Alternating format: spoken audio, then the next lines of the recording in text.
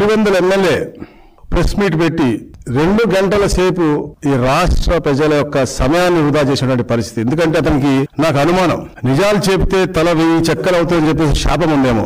ఎప్పుడు కూడా అబద్ధాలు చెబుతూనే అతని యొక్క జీవనం సాగింది. ఆఖరికి ఈ రోజున మాట్లాడుతూ గూగుల్ విషయంలో కూడా మాట్లాడారు. గూగుల్ తేవటంలో వాళ్ళ ప్రమేయం ఉంది అని చెప్పడం అంటే ఎంత హాస్యాస్పదంగా ఉందో ఈ రాష్ట్ర ప్రజలు. ఎందుకంటే నేను ఒకటే మాట సూటిగా ఒక మాట అడుగుతా ఉన్నాను. గూగుల్ తేవటంలో అతని హస్తం ఉంది అనేది పులివెందుల ఎమ్మెల్యే కుటుంబ సభ్యులైనటువంటి మిగతా ముగ్గురే నమ్ముతారా?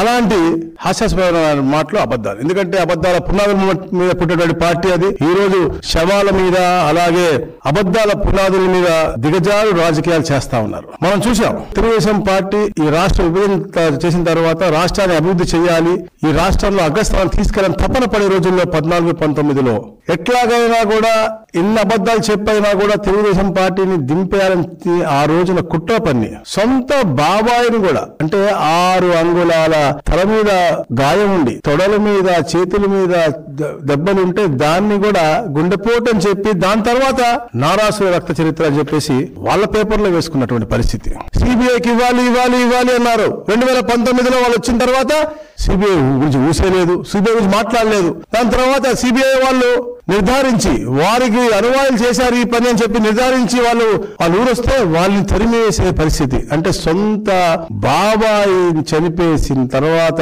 5 సంవత్సరాలు ముఖ్యమంత్రిగా ఉండి దాన్ని ఎవరు చేశారు వాళ్ళని శిక్షణ చేయించలేనంత సిగ్గులేని జీవితం ఉన్నటువంటి పరిస్థితి మనకు కనపడతా ఉంది.